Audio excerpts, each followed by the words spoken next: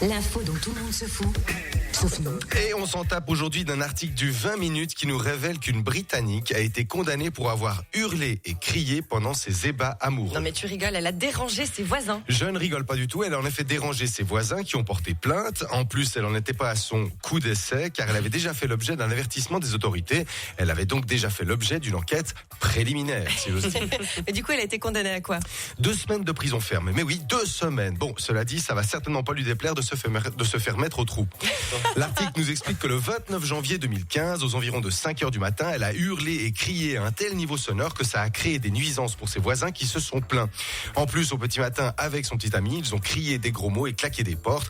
Alors bon, l'article ne dit pas si c'est parce qu'elle n'avait pas été assez satisfaite. Quoi qu'il en soit, les voisins se sont ligués pour la faire dégager et jouir d'un peu de quiétude. Mais ils ont dit quoi, les voisins ? Alors les voisins auraient affirmé, je cite, « Elle nous a rendu dingues, des hommes entraient et sortaient sans arrêt de son appartement. » Moi, je peux pas m'empêcher de préciser qu'ils n'entraient et sortaient pas seulement de son appartement. Une voisine a même dit, après, elle dormait toute la journée, ce furent les 2 années les plus épouvantables de ma vie. Mais ça, c'est incroyable. Je peux comprendre qu'entendre ça la nuit, ça peut déranger un petit peu. Non, alors justement, j'allais y venir. Est-ce que c'est vraiment dérangeant ? Bah oui, tu peux pas dormir avec des gens qui jouissent à côté. Mais t'as qu'à mettre des boules. Qui est-ce l'enfant ?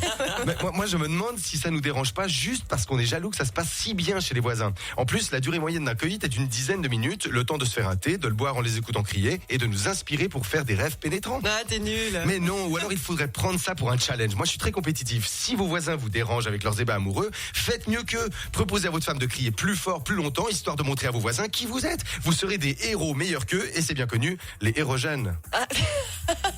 Ça continue. Hein. Ouais, mais ça veut dire quoi, Sarkis ? Tu lances un appel à la population, aux mais auditeurs de mais YesFM, non, pas un appel à la population, un appel à la copulation. On devrait même faire voter une loi. Faudra dire que j'en parle pour les prochaines élections législatives. Mais oui, montrez à vos voisins que vous êtes des couples libérés et épanouis en hurlant avec votre femme, que la Suisse soit la capitale de l'orgasme. Et même en symbole de nos puissances orgasmiques, je ferai installer une tour Eiffellation. Oh là là, joli. Ouais, pas mal, hein. Ouais.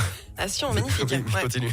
Tu nous as gâtés aujourd'hui, hein, bravo. Oui, Valentine en a fait plein de jeux de mots et je pense que le 11 s'en tape d'aujourd'hui va rester dans les annales. Ah oui, Voilà. t'étais obligé de terminer comme ça. Oui.